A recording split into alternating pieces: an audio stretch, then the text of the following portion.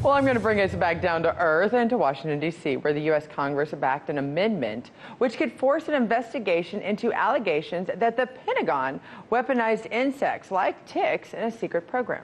Now, the co-chair of the House Lyme Disease Caucus asked hard questions about this program in a news release, including if these experiments caused Lyme disease to mutate and spread. Investigative journalist Ben Swan joins me to details. Ben, I know this, you read the headlines, you go, wait a minute, weaponizing bugs, what is this about? But for anybody who's ever had to deal with Lyme disease in their family, there's a very serious disease. But is it anything realistic to think that we buy a weaponized program, there is a bioweaponized program, and how it would involve bugs here in the United States? Yeah, so it's pretty interesting. So I think that when this kind of first comes up, as you rightly point out, when you hear that the U.S. government might have been weaponizing ticks with Lyme disease, and essentially not just Lyme disease, by the way, but stuffing them full of all kinds of pathogens in order to use them for biological weaponization and biological warfare. It seems bizarre. So I started researching it more, and I actually have found all this was supposed to have come out of two particular laboratories, one of them at Fort Detrick, I believe it's pronounced, Fort Detrick, in Maryland. And what's interesting about that, Scotty, is Fort Detrick apparently has a long history of this and was set up during World War II as the kind of base for studying how to weaponize insects during World War II, during the Korean War, during the Vietnam War. And apparently they were doing a lot more than just loading up ticks with pathogens. Well, and that's the thing. We started off the show talking about nukes and what was going on with oil and crisis, and now we're going to the bugs. But at the same time, they all kind of come in together because it's all about taking out your enemy. The question that makes this kind of raises the red flags is the fact that we need a congressional budget oversight approval to find out whether or not this was done and to the extent.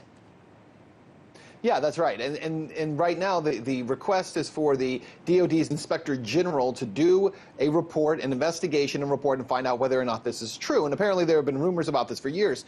In 1990, though, there was a speech that was made by a PhD at the University of Nebraska who details throughout history the use of biological weaponization of insects and other ways also. But he lays out this was in 1990, and one of the things that this PhD explains is that this particular fort that we're talking about, Fort Detrick, he says that by the 1950s, 1952 specifically, had begun work that they were accused of essentially sending infected rats and bugs into North Korea during the Korean War, and that diseases began to appear there that had not existed for 500 years in North Korea, and they began to appear during the Korean War. 10 years after those accusations were made by the Chinese, apparently in front of Congress, there were people from Fort Detrick saying that, yes, that the U.S. was leading the way on this. And I want to tell you, just read something to you real quick from this speech.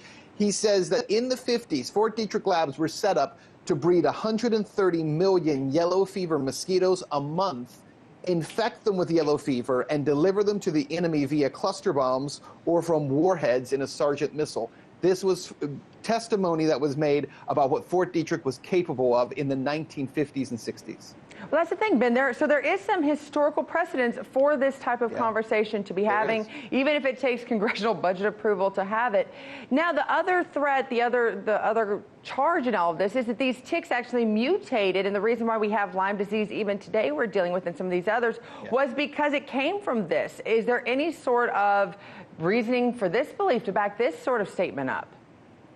Well, I think it's a reasonable question to be asked, right? We don't know the answer to it, but it's definitely a reasonable question because, again, look, anytime you start to mess around with this stuff, and which clearly our government was doing, and they had these labs, again, that were doing this in the 50s and 60s, and really into the early 70s. About 1972 was when a lot of these programs seem to have been discontinued.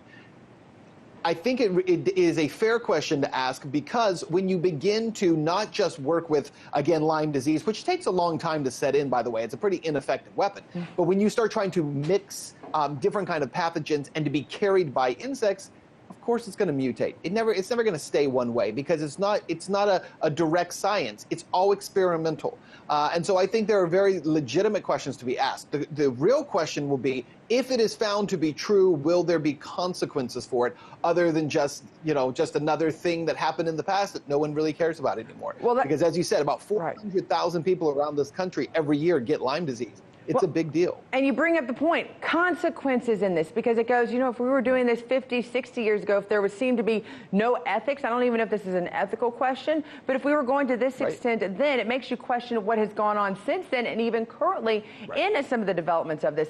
So in the end, I have to wonder, is this a waste of taxpayer dollars if they end up forming what government does best, forming some sort of review process and they bring in contractors? Is it a waste of taxpayer dollars to find out what happened then and if it has any linkage to what's going on in present day? I don't think it's a waste. And the reason I don't think it's a waste is because I think it needs to be made public. I think we need to know more about what has happened in the past in order to understand what is happening in our future. If you don't look back and say, let's review what's taken place, let's get the evidence of that. Apparently, U.S. biological warfare during World War II, there is a 500-page report that's classified, but it's all detailed, specific to World War II.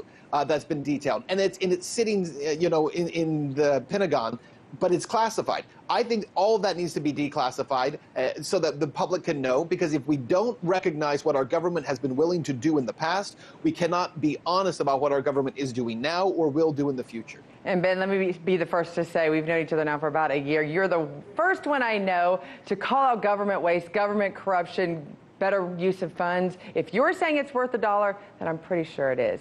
Thank you so much, Ben, for joining us. Hey YouTube, thanks for checking out our channel. We hope you enjoyed the video. We have tons of content for you just like this. For more of RT America's one-of-a-kind news and analysis, be sure to subscribe and never stop questioning more.